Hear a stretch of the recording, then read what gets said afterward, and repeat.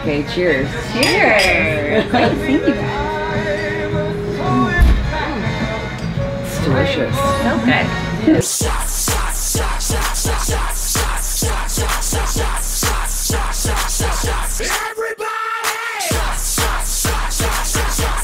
I know it's put Gert Boyle, right? Yeah. Gert Boyle. Immigrants, we get the job done. She escaped Nazi Germany, ladies, to get here. You know, whatever, fast forward, and they had babies, and she was crushing womanhood. Listen what happens next. Listen what happens next. Her husband, who she met under the table at the frat party, he dies, 1970. And she's got to take that thing over, and you know what everybody says? Someone else. Someone else. You can't do it, you should sell the company.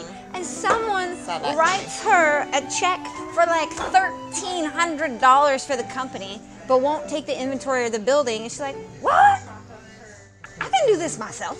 I can do this. And you know, she had all the good ideas to begin with. And she took over the company, and then, oh, you guys love layers, right? Like, who doesn't love layers? Layering. Layering. She comes out with the bugaboo.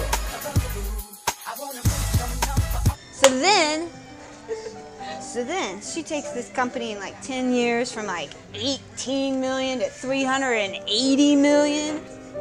And now, I mean, she's more than 80. I think she's 93 years old right now. Living large. Living large. And she's still working, slaying it. Cheers to Gert Boyle. Yeah! Wow. Woo! Jim Kelly, you guys know Jim Kelly? Jim Kelly. He had $2,500 and he basically took junk and turned it into something beautiful.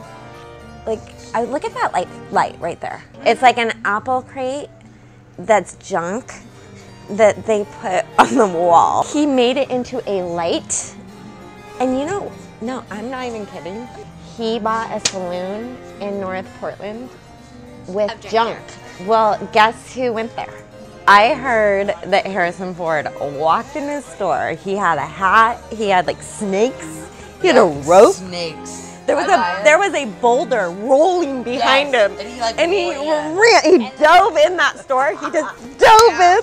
And dove into rejuvenation. Like, give me the fucking line. And he's like, this is badass. Well, do you guys remember he had catalogs? Like, let's just give it up for catalogs. Oh, catalogs. Like, I mean, we used to get that catalog, and I'd flip through that thing. Like, we don't even have catalogs anymore. Like, and he turned his empire into a $25 million. $25 million. Junk to lighting. He put Oregon on the map that way. Yeah. Like cool Oregon, like junk Oregon. To Jim Kelly. Jim Kelly.